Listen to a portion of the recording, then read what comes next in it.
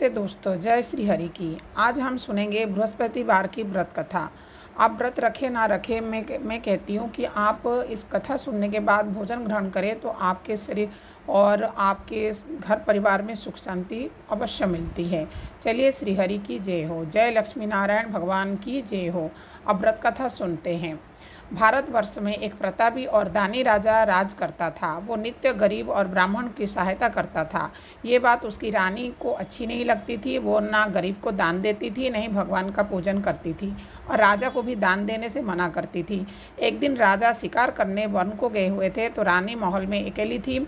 उसी समय बृहस्पति देव साधु भेष में राजा के महल में भिक्षा के लिए गए और भिक्षा मांगी। रानी ने भिक्षा देने से इनकार कर दिया। कहा, हे साधु महाराज, मैं तो दान पुण्य से तंग आ गई हूँ। मेरा पति सारा दिन लुटाते रहते हैं। मेरी इच्छा है कि हमारे धन नष्ट हो जाए, फिर ना रहेगा बांस ना बजेगी बांसुरी। साधु ने कहा, देवी तुम तो बड़ी विचित्र हो। धन संतान तो सभी चाहते हैं, पुत्र और लक्ष्मी तो पापी को घर में भी होना चाहिए। यदि तुम्हारे पास अधिक धन हो तो भूखे को भोजन दो, प्यासे को पानी पिलाओ और मुसाफर के लिए धर्मशाला बनाओ। जो निधन अपनी कुंवारी कन्या की विवाह नहीं कर सकते उनकी विवाह करा दो। इससे और कोई काम है जिसके करने से तुम्हारा यश परलोक में फैलेगा। परंतु रानी पर उपदेश का कोई प्रभाव नहीं पड़ा। वो बोली, महाराज आप मुझे कुछ ना समझाइए। मैं ऐसा धन नहीं चाहती हूँ जो हर जगह बांटती फिरूँ। साधु ने उत्तर दिया, यदि तुम्हारे ऐसी इच्छा है तो तथास्तु। तुम ऐसा करना कि बृहस्पति को घर लिपकर पीली मिट्टी से अपना सिर धोकर स्नान करना, मिट्टी चढ़ाकर कपड़े धोना। ऐसा करने से आपका सारा धन नष्ट हो जाएगा। इतना कहकर बहुत साधु महाराज वहाँ से चले गए। साधु के अनुसार कही बात पर पूरा करते हुए रानी को केवल 3 बृहस्पतिवार ही बीते हुए थे कि उसकी समस्त धन संपत्ति नष्ट हो गई। भोजन के लिए राजा के परिवार में कुछ भी बचा नहीं रहा। वो भूख के लिए तरसने लगे। तब एक दिन राजा ने रानी से बोला कि हे रानी, तुम यहाँ रहो, मैं दूसरे देश को जाता हूँ क्योंकि यहाँ पर सभी लोग मुझे जानते हैं, इसीलिए मैं कोई छोटा काम नहीं कर सकता। ऐसा कहकर राजा परदेश चला गया। वहाँ पे वो जंगल लकड़ी काट कर लाता था और शहर में बेचता था। इस तरह वो अपना जीवन व्यतीत करने लगा। इधर राजा के परदेश जाते ही रानी और दासी दुख सहने लगे। एक बार जब रानी और दासी को 7 दिन तक बिना भोजन के रहने पड़ा तो रानी ने अपनी दासी से कहा, हे दासी, पास के ही नगरी में मेरी बहन रहती है। वो बड़ी धनवान है। तू उसके पास जा और कुछ लेकर आ ताकि थोड़ी बहुत गुजारा बसरा हमारा चल जाए। दासी रानी की बहन के पास गई। उस दिन गुरुवार था और रानी की बहन उस समय बृहस्पतिवार की व्रत कथा सुन रही थी। दासी ने रानी को बहन की अपनी रानी की संदेश दिया, लेकिन रानी को बड़ी बहन ने कोई जवाब नहीं दिया। जब दासी की रानी की बहन ने कोई जवाब नहीं दिया तो वहाँ से वो दासी लौट गई।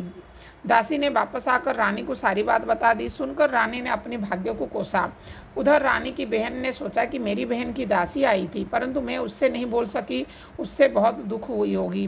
कथा सुनकर और पूजा समाप्त करके वो अपनी बहन के घर आई और कहने लगी, हे बहन, मैं बृहस्पतिवार का व्रत कर रही थी, कथा सुन रही थी। तुम्हारी दासी मेरे घर आई थी, परंतु जब तक कथा होती है तब तक ना उठते हैं ना ही किसी से बात करते हैं। तुम्हारी दासी क्यों आई थी? रानी ने बोला, बहन तुमसे क्या छुपाऊं, हमारे घर में खाने तक का अनाज नहीं था। ऐसा कहते कहते रानी की आंख भर आई। उसने दासी से पिछले 7 दिन से भूख रहने तक बात बताई, अपनी बहन की विस्तार पूर्वक सुना दी। रानी की बहन बोली, देख बहन, भगवान बृहस्पति देव सबकी मनोकामना पूर्ण करते हैं। देख, शायद तुम्हारे घर में अनाज रखा हो। पहले तो रानी को विश्वास नहीं हुआ, पर बहन के आग्रह करने पर उसने अपनी दासी को अंदर भेजा तो उसे सचमुच अनाज से भरा एक घड़ा मिला। इसे देखकर दासी को बड़ी हैरान हुई। दासी रानी से कहने लगी, हे रानी, जब आपको भोजन नहीं मिलता तो हम व्रत ही तो करते हैं, इसीलिए क्यों नहीं इससे व्रत और कथा की विधि पूछ लिया जाए ताकि हम ही व्रत कर सके। तभी रानी ने अपनी बहन से बृहस्पतिवार की व्रत कथा पूछा। उसकी बहन ने बताई, बृहस्पतिवार को व्रत में चने की दाल और के विष्णु भगवान जी को केले की जड़ में पूजन करें तथा दीपक जलाए, व्रत कथा सुने और पीला भोजन ही करें। इससे बृहस्पति देव प्रसन्न होते हैं। व्रत और पूजन विधि बताकर रानी की बहन अपने घर को लौट गई। 7 दिन के बाद जब गुरुवार आया तो रानी और दासी ने व्रत रखा। गुड़शाला में जाकर चना और गुड़ लेकर आई। फिर उसने केले की जड़ तथा विष्णु भगवान का पूजन किया। अब पीला भोजन कहाँ से आए, इस बात को लेकर दोनों बहुत दुखी थे। उन्हें व्रत रखा था, इसलिए बृहस्पति देव उसने प्रसन्न थे। इसलिए वो एक साधारण व्यक्ति का रूप धारण कर ये 2 थाल में सुंदर पीला भोजन दासी को दे गई। भोजन पाकर दासी प्रसन्न हुए और फिर रानी के साथ मिलकर भोजन ग्रहण किया। उसके बाद वो सभी गुरुवार को व्रत और पूजन करने लगी। बृहस्पति भगवान की कृपा से उनके पास फिर से धन संपत्ति आ गई, परंतु रानी फिर से पहले की तरह आलस करने लगी। तब दासी बोली, देख रानी, तुम तो पहले ही इस प्रकार आलस करती थी, तुम्हें धन रखने में कोई कष्ट होता था, इस कारण सभी धन नष्ट हो गया, और अब जब भगवान बृहस्पति की कृपा से धन मिला है तो तुम्हें फिर से आलसी होती है। रानी को समझाते हुए दासी कहती है कि बड़ी मुसीबत से बाद हमको ये धन पाया है, इसीलिए हम दान पुण्य करना चाहिए, भूखे मनुष्य को भोजन कराना चाहिए और धन की शुभ कार्यों में खर्च करना चाहिए, जिससे तुम्हारा कुल यश बढ़ेगा, स्वर्ग प्राप्ति होगी और पितृ प्रसन्न होंगे। दासी की बात सुनकर रानी अपना धन शुभ कार्य में खर्च करने लगी, जिससे पूरा नगर में उसका यश फैलने लगा। बृहस्पतिवार व्रत कथा के बाद श्रद्धा के साथ आरती की जानी चाहिए। इसके बाद प्रसाद बांटकर उसे ग्रहण करना चाहिए। एक दिन राजा दुखी होकर जंगल में एक पेड़ के नीचे आसन जमा कर बैठा। वो अपनी दशा की याद करके व्याकुल होने लगा। बृहस्पतिवार का दिन था। एकाएक उसने देखा कि निर्जन वन में एक साधु प्रकट हुए। वो साधु वेश में स्वयं बृहस्पति देव थे। लकड़हार के सामने आकर बोले, हे लकड़हार, इस सुनासन जंगल में तू क्या चिंता में बैठा हुआ है? लकड़हार ने दोनों हाथ जोड़कर प्रणाम करते हुए उत्तर दिया, हे महात्मा, आप सब कुछ जानते हो, मैं क्या कहूँ? ये कहकर रोने लगा और साधु को अपना आत्मा कथा सुनाया। महात्मा जी ने कहा, तुम्हारी स्त्री ने बृहस्पति के दिन बृहस्पति भगवान का निरादर किया है, जिसके कारण रुष्ट होकर तुमको ये दशा भोगना पड़ा। अब तुम चिंता मत करो, तुम्हारा कष्ट दूर होगा। ये कहकर भगवान पहले देने लगे, तुम बृहस्पति के दिन कथा सुनो, 2 पैसे की चने मुनाफा लाकर उसका प्रसाद बनाओ और शुद्ध जल लोटे में शक्कर मिलाकर अमृत तैयार करो। कथा के पश्चात अपने सारे परिवार और सुनने वाले प्रेमियों अमृत प्रसाद बांटो, आप भी ग्रहण करो। ऐसा करने से भगवान तुम्हारे सभी मनोकामना पूर्ण करेंगे। साधु के ऐसे वचन सुनकर लकड़हार बोला, हे प्रभु, मुझे लकड़ी बेचकर इतना पैसा नहीं मिलता जिससे भोजन के ऊपर कुछ बेचा सके। मैंने रात में अपने स्त्री को व्याकुल देखा है, मेरे पास कुछ भी नहीं जिससे मैं उसको खबर मांग सकूं। साधु ने कहा, हे लकड़हार, तुम किसी बात को चिंता मत करो। बृहस्पति के दिन तुम रोजाना की तरह लकड़ियों को लेकर शहर को जाओ, तुमको रोज से दुगुना धन प्राप्त होगा, जिससे तुम भले भांति भोजन कर लोगे तथा बृहस्पति देव की पूजा का सामान भी ले आओगे। इतना कहकर साधु अंतर्ध्यान हो गए। धीरे धीरे समय व्यतीत होने पर फिर बृहस्पतिवार दिन आया। लकड़हार जंगल से लकड़ी काटकर किसी शहर में बेचने गया। उसे उस दिन और दिन से अधिक पैसा मिला। राजा ने चना गुड़ आदि लेकर गुरुवार का व्रत किया। उस दिन से उसके सभी कलश दूर हुए, परंतु जब दोबारा गुरुवार दिन का आया तो बृहस्पति का व्रत करना भूल गया। इस कारण बृहस्पति भगवान नाराज हो गए। उस दिन उसे नगर के राजा ने विशाल यज्ञ का आयोजन किया था। शहर में ये घोषणा कर दी थी कि कोई भी मनुष्य अपने घर में भोजन ना बनवाए, आग ना जलवाए। समस्त जनता मेरे यहाँ भोजन करने आएंगे। इस आज्ञा को जो ना मानेगा उसे फांसी की सजा दी जाएगी। इस तरह की घोषणा संपूर्ण नगर में करवा दी गई।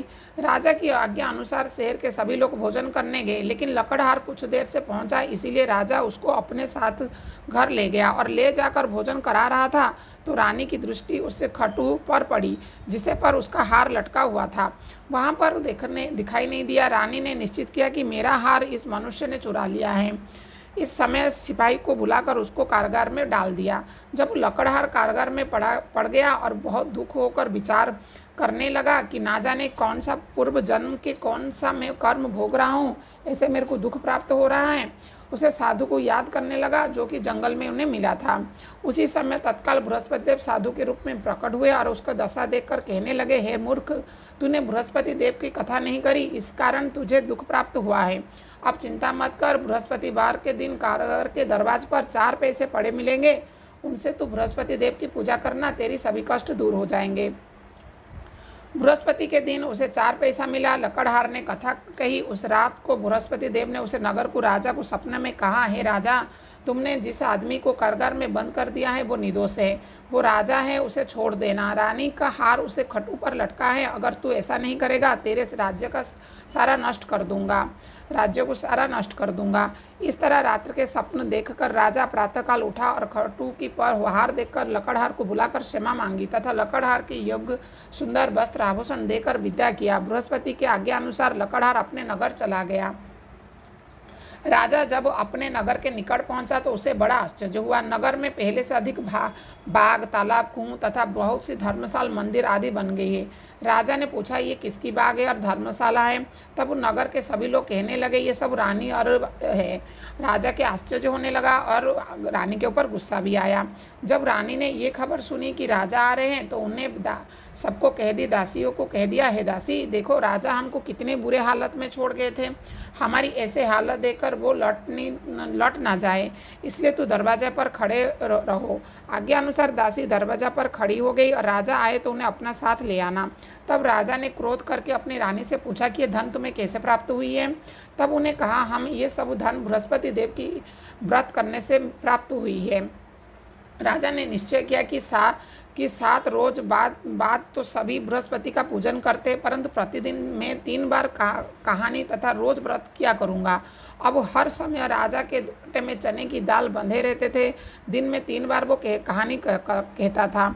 एक रोज राजा ने विचार किया कि चलो अपने बहन के यहाँ आए। इस तरह वो निश्चित कर राजा घोड़े पर सवार होकर अपने बहन के घर चला गया। मार्ग में उसने देखा कि कुछ आदमी एक मुर्दे को लेके जा रहे हैं। उन्हें रोककर राजा कहने लगा, अरे भाई, मेरी बृहस्पति देव की कथा सुन लो। वो बोले, लो, हमारे तो आदमी मर गया है, इसकी अपना कथा पड़ी है। परंतु कुछ आदमी बोले, अच्छा कहो, हम तुम्हारी कथा भी सुनेंगे। राजा ने दाल को निकाला और जब कथा आधी हुई थी तो मुर्दा हिलने लगा और जब कथा समाप्त हो गई तब राम राम कहकर मनुष्य उठकर खड़ा हो गया। आगे मार्ग में उसे एक किसान खेत में हल चलाते मिला। राजा ने उसे देखकर उससे बोला, अरे भाई, तुम मेरी बृहस्पति देव की कथा सुन लो। किसान बोला, जब तक मैं तेरी कथा सुनूंगा तब तक तो 4 मैं यहाँ पे काम कर लूँगा, जो अपना कथा किसी और को सुनाना। इस तरह राजा आगे चलने लगा। राजा के हटते ही बेल खाकर गिर गए ताकि किसान के पेट में बड़ी जोर से दर्द होने लगा। उसी समय उसकी माँ रोटी लेकर आई। उसने जब ये देखा तो अपने पुत्र से बोला, हाल पूछा, और बेटे ने जो सब हाल बताई तो बुढ़िया दौड़ होकर घुड़सवार के पास आई और उसने बोला कि मैं तेरी कथा सुनूंगा, अपनी कथा मेरे खेत पर चलकर सुनाना। राजा ने बुढ़िया को खेत पर जाकर कथा सुनाई, जिससे सुनते ही बैल खड़े हो गए और किसान के पेट का दर्द गायब हो गया। राजा अपनी बहन के घर पहुंचा। बहन ने भाई को खूब मेहमान करी। दूसरे रोज प्रातःकाल राजा जागा तो वहां दिखने लगा कि सब लोग भोजन कर रहे हैं। राजा ने अपनी बहन से कहा, ऐसा कोई मनुष्य है जिसने भोजन नहीं किया है? मेरी बृहस्पति कथा सुन ले। बहन बोली, है भाई, ये देश ऐसा ही है कि पहले यहाँ लोग भोजन करते हैं, बाद में अन्य काम करते हैं। अगर कोई पड़ोसी में है तो देखा हूँ। वो ऐसा कहकर देखने चली गई, परंतु ऐसे उसे कोई ऐसा व्यक्ति नहीं मिला जिसे भोजन नहीं किया हो। अतः वो एक कुमार घर में गई जिसके लड़का बीमार था। उसे मालूम हुआ कि उसके ये तीनों रोज से किसी ने भोजन नहीं किया है।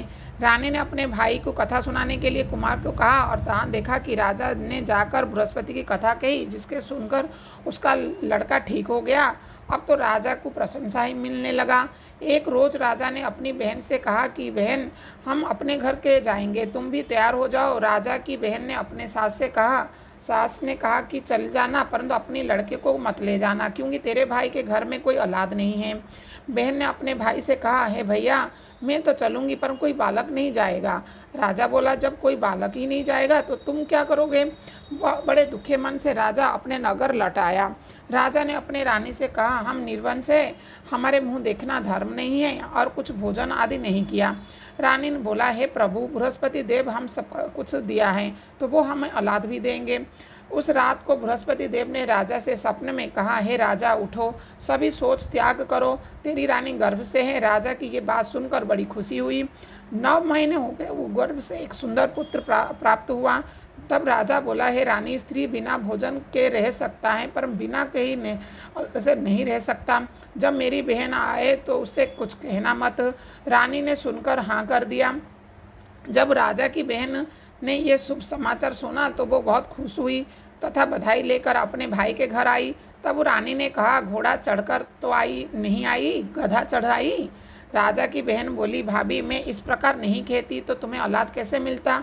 बृहस्पति देव ऐसे ही है, जिसे जिसके मन में कामना हो सभी को पूर्ण करते हैं। जो सद्भाव पूर्वक बृहस्पति का व्रत करता है एवं कथा पढ़ता है अथवा सुनाता है, दूसरे को सुनाता है, बृहस्पति देव उसकी सभी मनोकामना पूर्ण करते हैं। हे विष्णु भगवान उसके सद्भाव रक्षा करते हैं। संसार में जो मनुष्य सद्भावन से भगवान जी को पूजन व्रत सच्चे दिल से करता है उसको सभी मनोकामना पूर्ण होते हैं।